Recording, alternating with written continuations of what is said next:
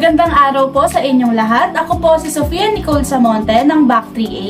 Ngayon ay makakadaupang palad po natin para sa mahalagang panayam na ito na aking inihambing kay Hermana Bali sa makabagong panahon. Nais ko po ipakilala sa inyo ang Dalug Guro sa Araling Panlipunan ng Deparo Elementary School at isa siyang Master Teacher 1. Walang iba kundi si Ginang Rosario M. Basilio. Maaari po pa kayong magbigay ng kaunting impormasyon para sa ating manonood.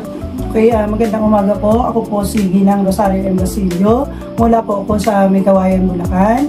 Ako po ay graduate ng Bachelor of Elementary Education with the area of specialization in mathematics.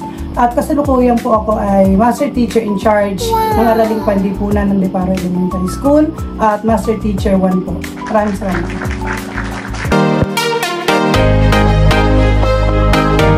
Para po sa unang katanungan, bilang isang guro, kagaya ni Hermana Bali, na inaasahan ng nakakarami at ng komunidad, paano mo ginagamit ang iyong karanasan sa buhay upang magbigay gabay sa iyong mga mag-aaral o mga kasamahan? Okay, ginagamit ko yung aking karanasan sa aking mag-aaral at sa aking mga kasamahan bilang isang modelo.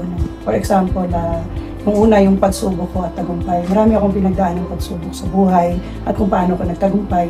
Yung karanasan na yun, ibinabagi ko sa kanila. Pangalawa, yung pakikipag-ugnayan ko sa iba't ibang tao dahil hindi ko naman kakayanin yun kung ako ang mag-isa lang. Kaya kinailangan ko rin ang tulong ng mga tao sa aking paligid. Kaya napakalaga rin yung pakikipag-ugnayan natin at pakikisalamuha sa iba't ibang tao. Katulad ng mga kapwa-guro niyo po. Kapwa-guro, yung mga kaibigan, bahay, yung mga tumulong sa akin para mapagtagumpayan ko yung mga pagsubok. At andito ako, kasama ko rin sila sa aking tagumpay. Pangatlo, yung patuloy na pag-aaral. Kasi naniniwala ako ang isang guro ay hindi lang nagtatapos sa pagtatapos ng elementary, BES, ganyan, may master's degree, doctoral. At naniniwala ako na kahit sa mga mag-aaral ay meron pa rin tayong natututunan na yan, batay din sa ating It's a two-way learning. Yes, so parang we learn from you and you learn from us. Okay, so that's for number 1 question. Okay, thank you po.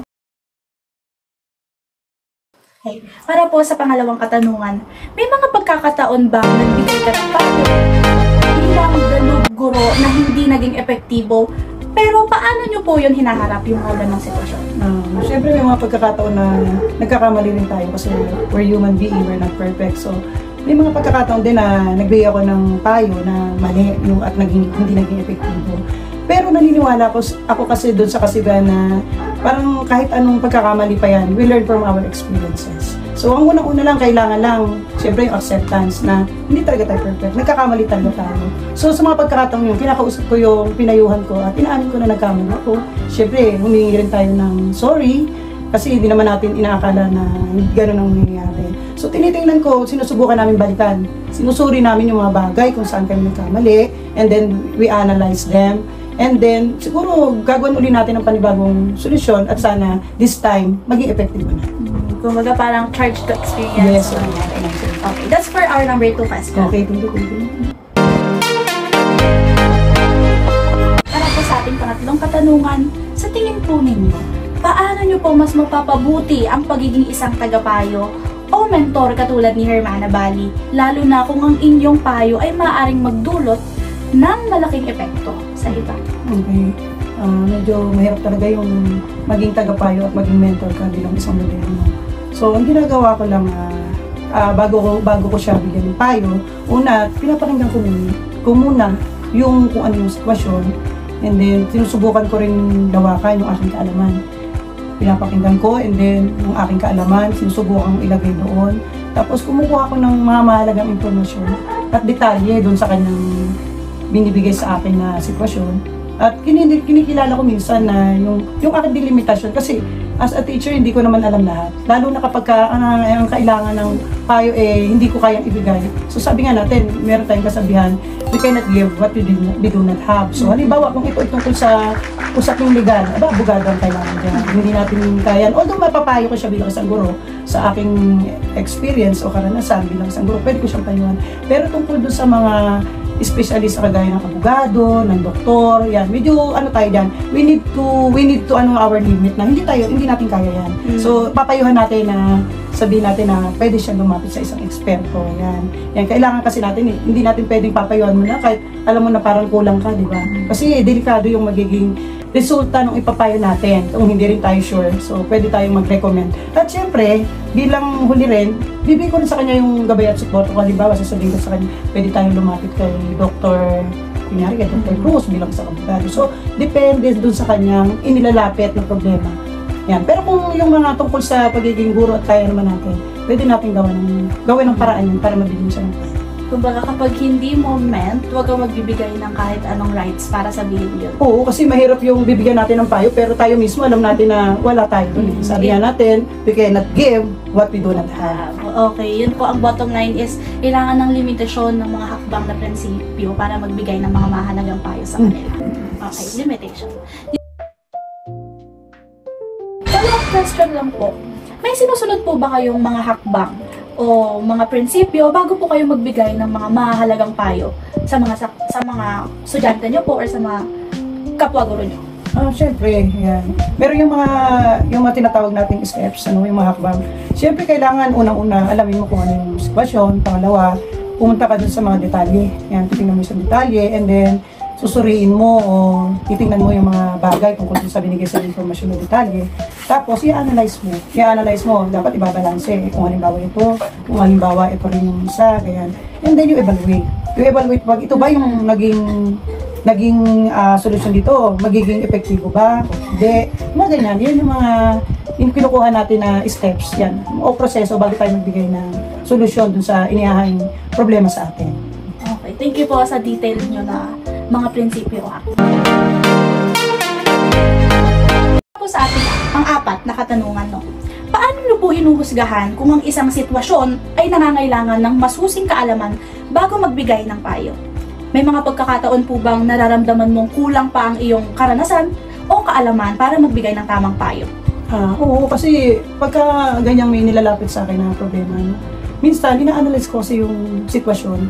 Kapag sobrang komplikado na, yung sinatabi nilang complicated, at parang may sitwasyon na ganito, may sitwasyon na ganito, medyo inaaral natin mabuti. Every single details, kailangan alam natin yan. Ano ba yung kakayanan ng tao? Sino ba yung tao? Yung mga every single details matters. Kumbaga kahit anong estado nila, dapat in general tayo magbigay ng payo. Lalo na kung komplikado. Pangalawa, titingnan natin yung kakayahan ng tao. Halimbawa, ano ba tungkol ba saan yung ipinapayo niya, dinudulog niya sa'yo.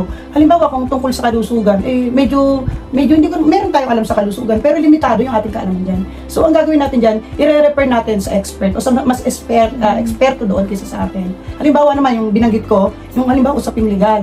Medyo hindi tayo maalam dyan eh.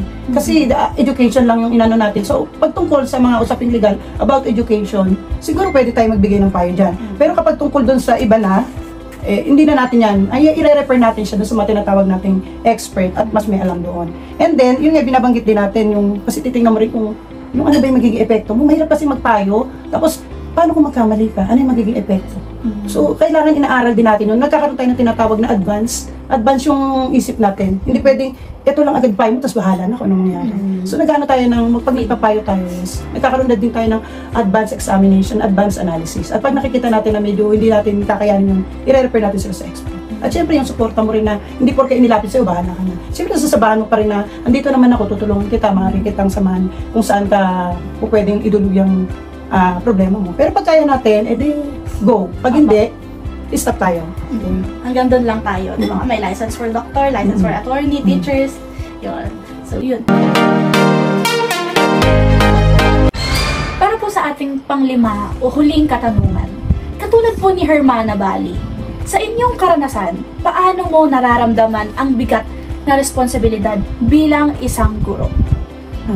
Na inaasahan para magbigay ng gabay at solusyon sa mga problema. Actually, yung mabigat siya, hindi siya simple lang. Kasi unang-una, bago lumapit sa'yo yung tao, nag-iipon niya ng napakaraming lakas ng loob para lapitan ka. Pangalawa, yung tiwala.